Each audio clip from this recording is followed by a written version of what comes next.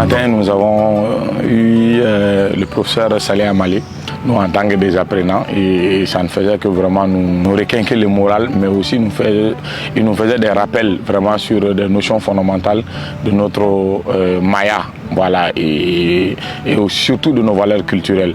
Et à travers sa séance, nous avons compris que nous avons intérêt à mettre l'humain au cœur du développement de nos entreprises pour qu'ensemble nous arrivons vraiment à donner une entreprise qui impacte plus notre communauté à travers vraiment nos valeurs traditionnelles et sociétales.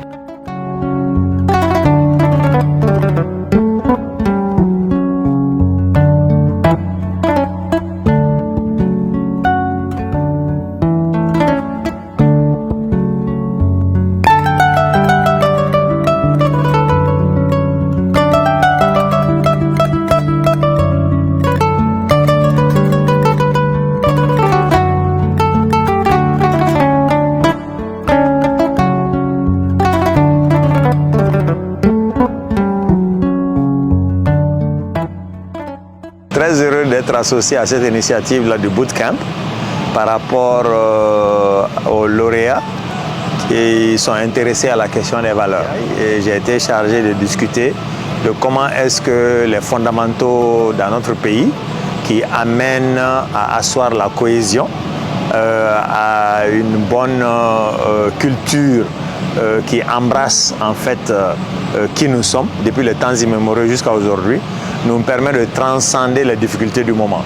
Donc nous avons eu à discuter de l'évolution même de la nation, depuis l'héritage reçu de l'Égypte anti-Khama jusqu'aux grands empires, c'est-à-dire le Ouagadougou, le Mali, le Songhai, mais aussi et surtout comment les communautés se sont débrouillées malgré les vicissitudes de l'histoire, malgré les invasions, malgré les guerres, à garder les repères essentiels et les valeurs partagées. Et en cela, nous avons rappelé que la grande famille nation a eu pour principe essentiel de veiller à ce que l'être humain puisse s'épanouir chez nous dans le cadre de ce qu'on appelle Maya humanitude.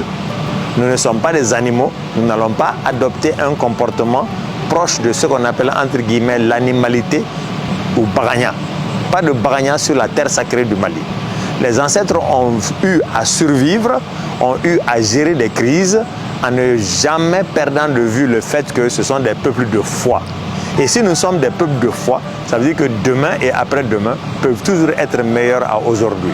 Donc, quelles que soient les difficultés, ne pas oublier que nous sommes des êtres humains, que l'homme est une personne, la femme est une personne, la jeune personne est une personne et la personne âgée est aussi une personne. Chaque groupe ethnique, chaque statut social, chaque condition économique, ceci nous amène à faire de telle sorte que tout le monde puisse entrer par une seule et grande porte et tout le monde puisse aussi sortir par une seule et grande porte. Et nous avons rappelé que les valeurs de la République aujourd'hui, en termes de souveraineté, au plan alimentaire, au plan politique, au plan culturel, renvoient en fait à notre code d'honneur et à notre dignité. Un être humain, c'est d'abord la culture de sa dignité.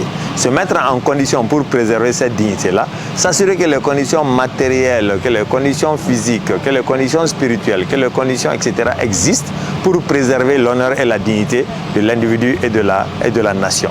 Nous avons rappelé ensuite qu'il y a des mécanismes pour gérer les conflits, notamment notre clé magique qui est l'alliance, le cousinage, et qui fait que la grande famille se retrouve toujours autour de l'essentiel. Et c'est en cela qu'on parle de Sinankuya. Accepter l'autre dans la différence, tolérer l'autre dans la différence, mais vivre en commun dans l'harmonie, dans le sens d'une cohésion tout à fait bien assise. La première journée était très bénéfique. Nous avons beaucoup appris avec M. Malé. On a appris les codes du Maya, on a parlé de l'humanisme, on a parlé d'énormément de choses. Et surtout, on a parlé de la gestion d'entreprise dans un cadre Mandeka. Donc, c'était vraiment très instructif. Ensuite, on a été avec M. Ibandjaï.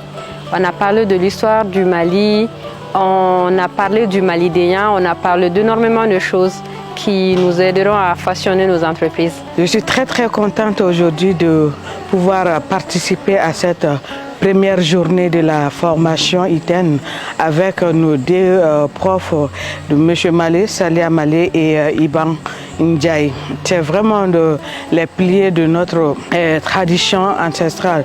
À travers ces deux personnes célèbres, nous a permis de voir quelle était l'idée constructive de nos ancêtres dans le temps, quelles ont été des idées votées pour éduquer les enfants, pour éduquer la nation, pour éduquer le pays, pour éduquer le Mandé dans le temps. Quelle était la place de la femme, quelle était la place des hommes, les enfants et quelle était la place de toute une ethnie qui ont construit le Mali.